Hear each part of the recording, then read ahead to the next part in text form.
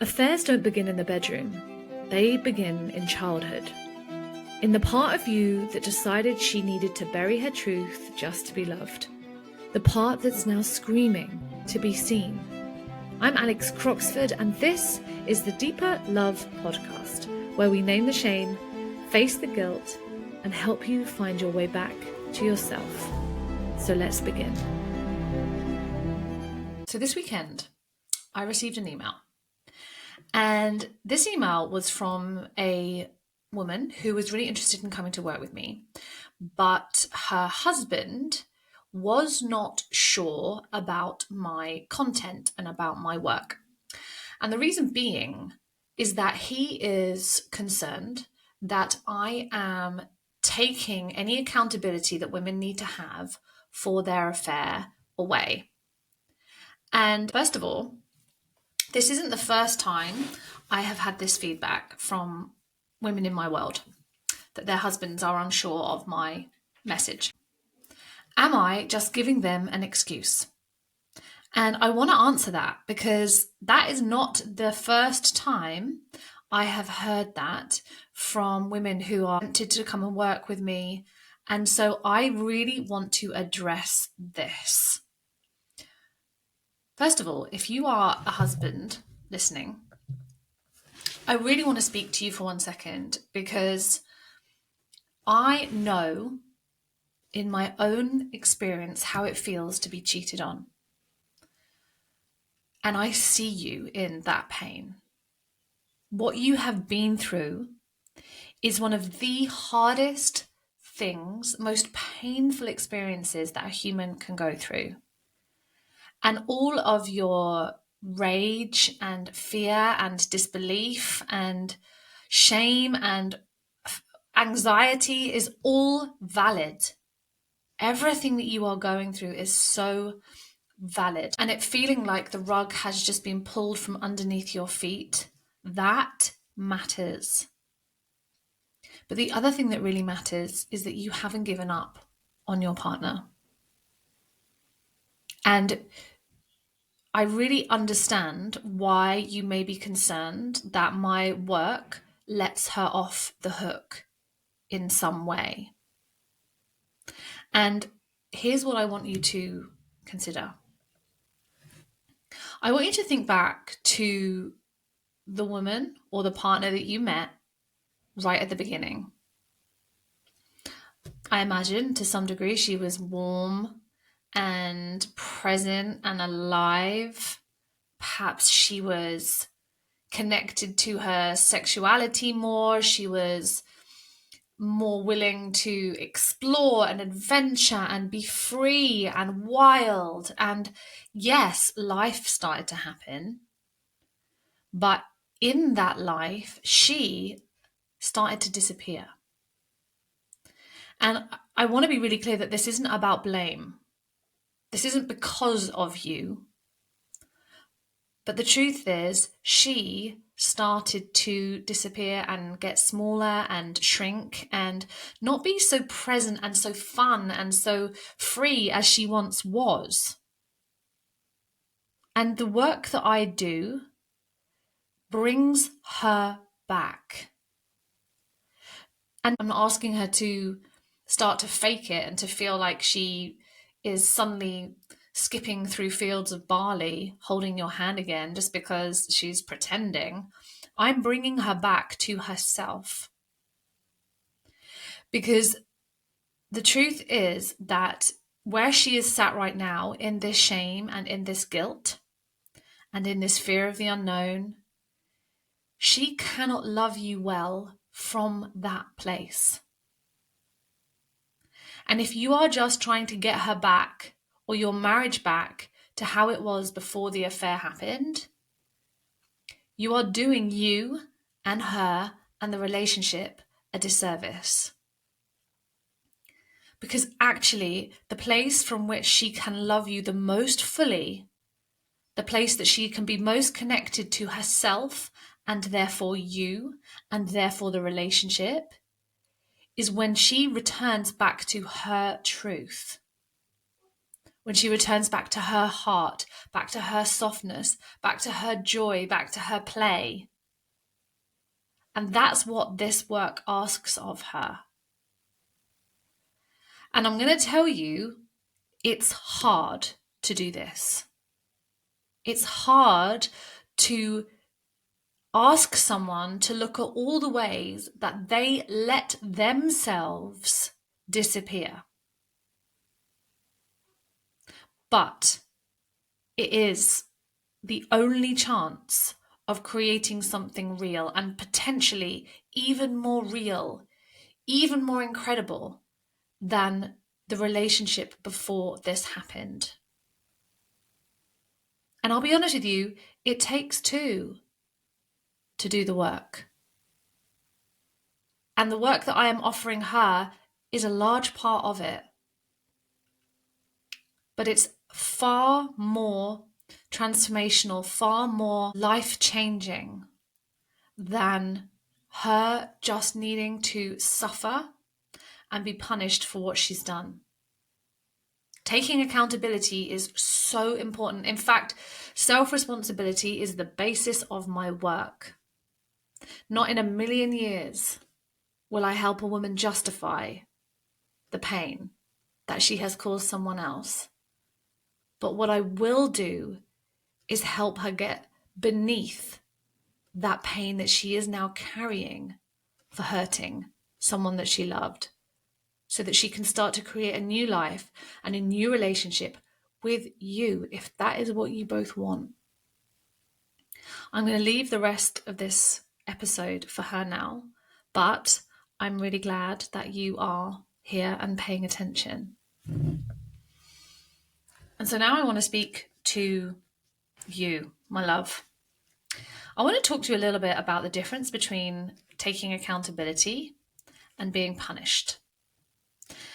And I'm going to use a slightly extreme example, but I want to use this example because I think it will land in more ways than me just describing the difference intellectually. I used to work as a television executive. I looked after an incredible show with a choir master called Gareth Malone.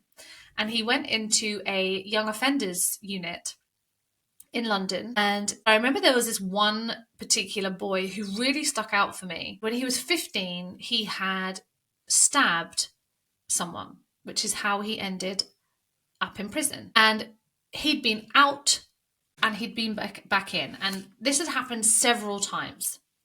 But when you sat down with him, what became very clear in his story was that at a very young age, he had lost one of his best friends in a motorcycle accident. And this kid had never had an opportunity to grieve his best friend that he lost. And off the back of not knowing what to do with that grief, he found himself in the wrong crowd. And this kid was now in a pattern of coming in and out of prison. And the reason I share this is because it was very clear to me in that moment that the punishment of putting this boy behind bars was not working. It was not solving the problem. Yes, he showed remorse. Yes, he was taken away from society. But this was a pattern that kept recurring. Why? Because no one had ever sat with the kid and talked to him and let him cry and let him rage and let him express everything that he needed to about what happened with his friend. And this isn't in any way to justify what he had done. But in many ways, the harder thing for him to do would be to take accountability for what he had done and actually feel the grief and move through the most painful, uncomfortable thing that has probably ever happened in his life, rather than just getting put behind bars and performing remorse or performing that he wouldn't do this again. And although obviously this is a very different situation and I'm using a very dramatic example, I want to use it to explain what the difference is between a woman suffering and being punished versus actually taking accountability. And taking accountability isn't passive. It doesn't mean having to just sit there whilst someone tells them how awful they are, tells them what a despicable human they are, tells them they should be ashamed of themselves. Look, that is probably going to be part of the journey, because someone that you've hurt is going to be really, really angry.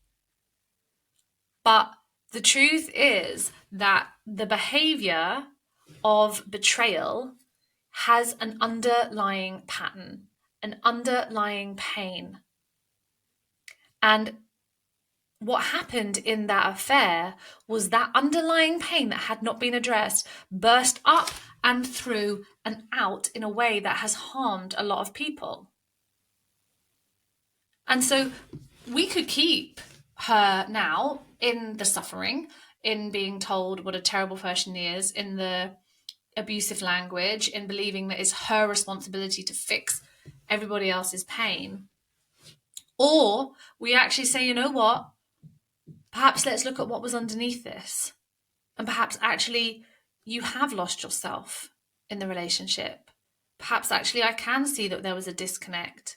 Perhaps I can see that you were flat, or that I felt disconnected from you, or I felt like your light had gone out. And again, this doesn't mean that we now have to forgive our partners for what they've done and we have to understand their pain. I'm not asking you to do that if you are somebody who has been cheated on. But I am saying that we must give an opportunity for accountability in a different way, because accountability is very different.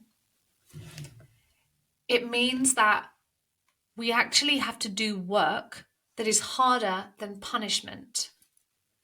Most of the women that come into my world, they say that in their affair they felt alive, they felt free, they felt like they were finally seen, they felt like they were emotionally met. They felt like they were existing beyond being a mother or a sister or a daughter. And the part of her that acted out in that way, outside of most likely her own moral values, which is why right now it feels like life has just come crashing down around her because she doesn't know who she is anymore. The real accountability, the hard stuff, is to look at the part of her that acted in that way. And beginning to dismantle the mask or the performance that she's been wearing, the one that looks capable and strong and who doesn't need anyone.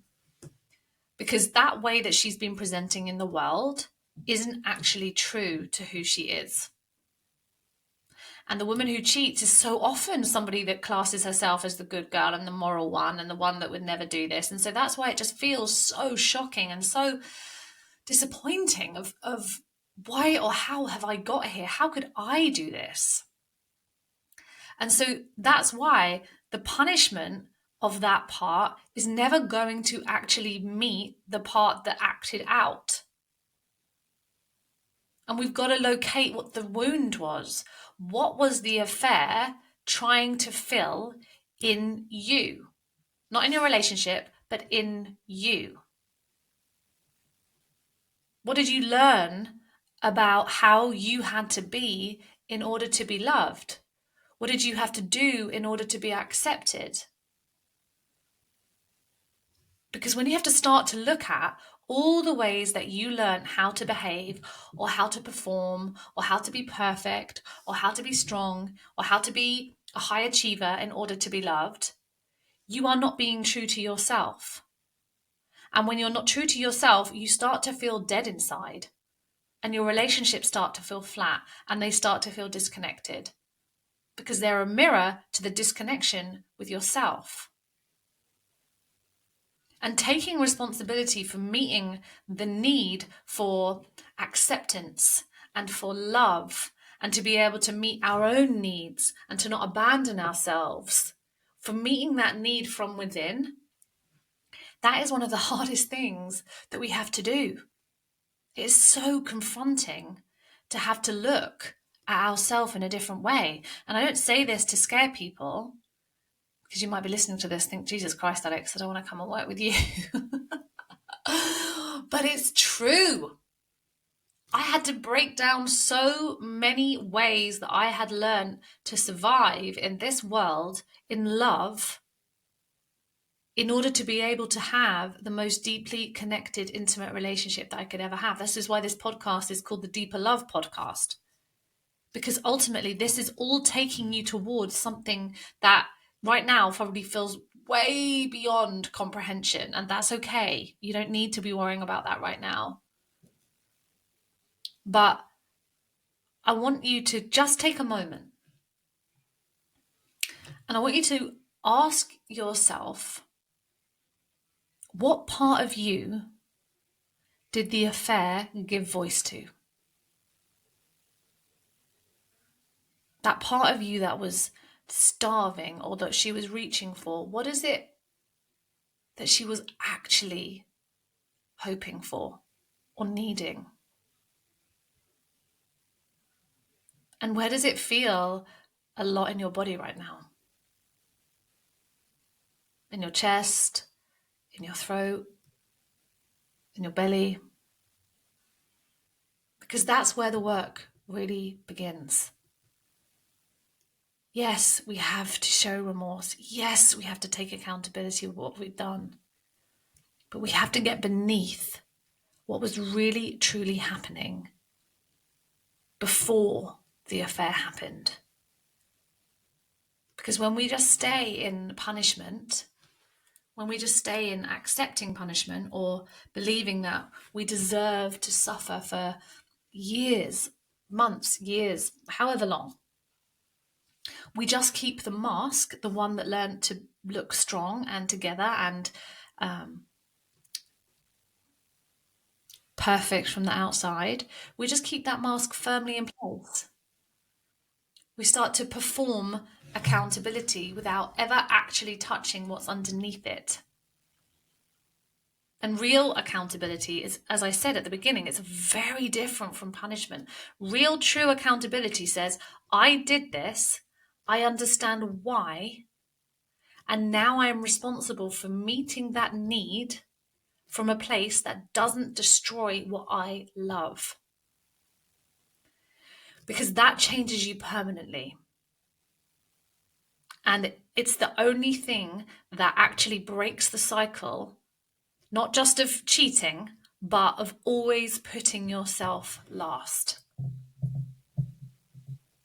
And so if something moved inside or something shifted when I asked you what part of you or what were you reaching for, that is the beginning.